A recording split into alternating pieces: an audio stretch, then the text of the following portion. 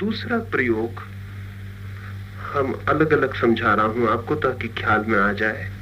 दूसरा प्रयोग है सर्व स्वीकार का।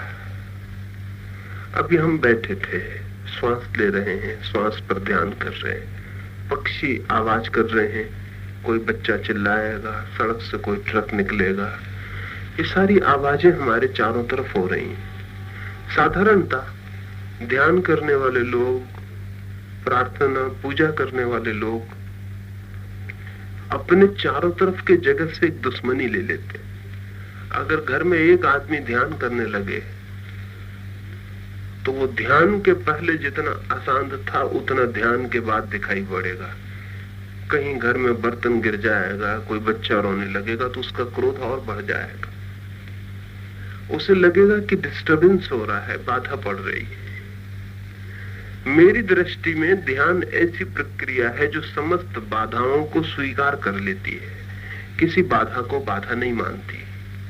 और जब तक हम ऐसी ध्यान की प्रक्रिया न सीख सकें जिसमें हम बाधाओं को भी सीढ़ियों की तरह प्रयोग कर लें, तब तक ध्यान में जाना असंभव है। क्योंकि बाधाएं तो चारों तरफ हैं। रास्ते से ट्रक निकलेगा, पक्षी आवाज करेंगे, उन्हें कोई प्रयोजन नहीं कि आप ध्यान करने बैठे, कि आपके ध्यान में बाधा न पड़ जाए। और अगर आपने ऐसा समझा कि बाधा पड़ रही है तो बाधा पड़ जाएगी। बाधा बाधाओं के कारण नहीं, हमारी इस भावदशा के कारण होती है कि बाधा पड़ रही है। अगर ये भावदशा छोड़ दी जाए और हम स्वीकार कर लें कि जो भी हो रहा है ठीक है, हम राजी हैं, पक्षी आवाज कर रहे हैं, हम राजी हैं, तो पक्षियों की आवाज आपकी शांति को गहरा देगी, कम नहीं करेगी। रास्ते से ट्रक निकल रहा है, हम राजी, कोई बच्चा रो रहा है, हम राजी, क्योंकि आज तो आप बगीचे में आके बैठ गए हैं। अगर प्रयोग करना चाहेंगे तो घर में ही करेंगे।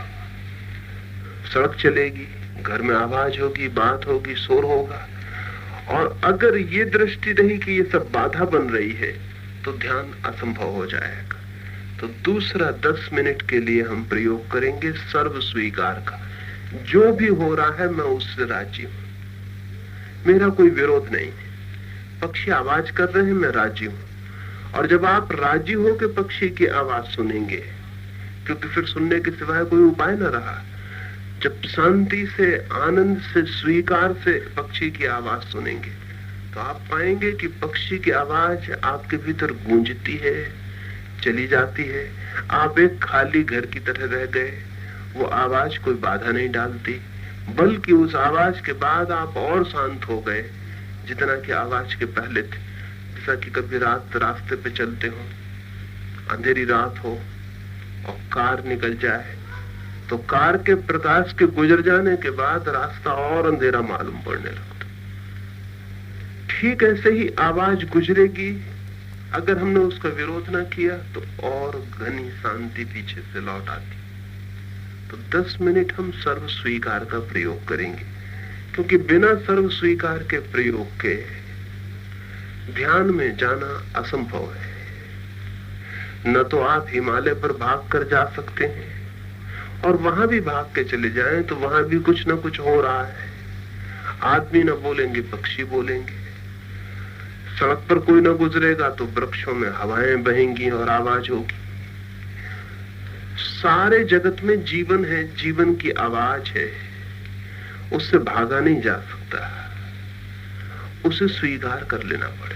और फिर जब सभी तरफ परमात्मा है तो सभी आवाजें उसकी हैं, विरोध उचित भी नहीं है। एक पक्षी भी चिल्ला रहा है तो वो भी परमात्मा ही चिल्ला रहा है। और अगर वृक्ष में हवाएं आती हैं, सूखे पत्ते उड़ते हैं, वे भी परमात्मा के हैं। सब परमात्मा का है। और जब इस सबके साथ हमें एक हो जाना है तो विरोध करके हम एक ना हो पाए। अविरोध, नॉन रेसिस्टेंस दूसरा सूत्र है। तो हम 10 मिनट के लिए फिर बैठे, गहरी श्वास लेंगे, श्वास पर ध्यान रखेंगे और साथ ही दूसरा प्रयोग करेंगे कि जो भी हो रहा है उससे मैं राजी हूं, मैं स्वीकार करता हूं, मेरा कोई विरोध नहीं। और जैसे ही ये भाव भीतर घना होगा कि मैं राजी हूं, मैं स्वीकार करता हूं, वैसे ही मन गहरी शांति में उतरने लगेगा। पुनः आंख बंद कर लें।